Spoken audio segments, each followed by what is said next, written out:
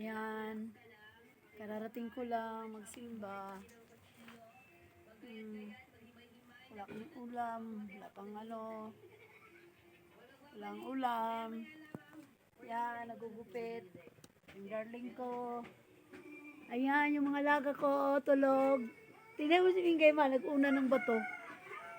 Tingnan mo yung mga alaga ko. Ang galing-galing. Nandito rin ako sa labas, dito rin sila.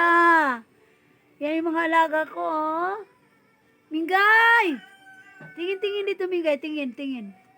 Tingin dito, Mingay. Nasaan yung nanay mo? Saan yung kapatid nyo? Ha? Rarating ko lang po sa simbahan. Galing po ako sa church. Nagsimba po ako. Wala pong pagkain. Ay, Ginoo ko, Diyos ko po. Nagkagutom, sobrang init. Ang init-init dito sa amin.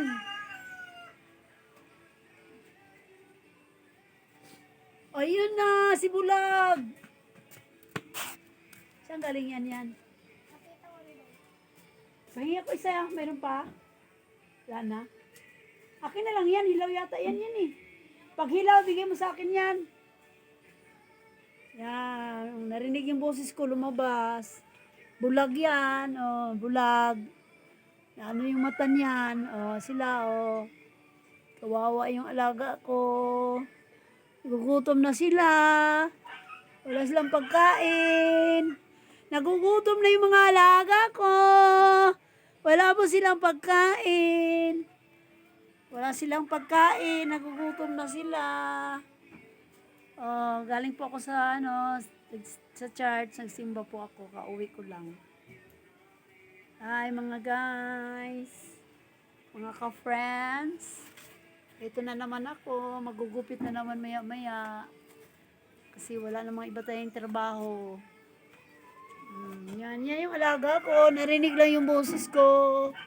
Ayan. Narinig lang yung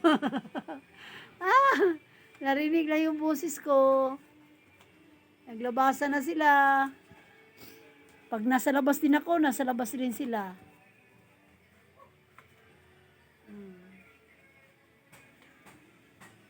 Yan ang outfit ko. Naka-shoes. Naka-sapatos. Naka-sapatos ako. Naka-dress.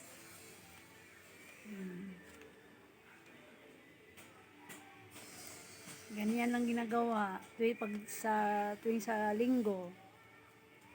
Sa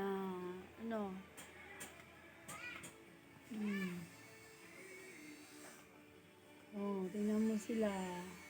Yan ang bahay ko sa labas. Yan. Mga alaga ko. Pag nasa loob din ako, nasa loob din sila. Diba? Ganyan yan sila.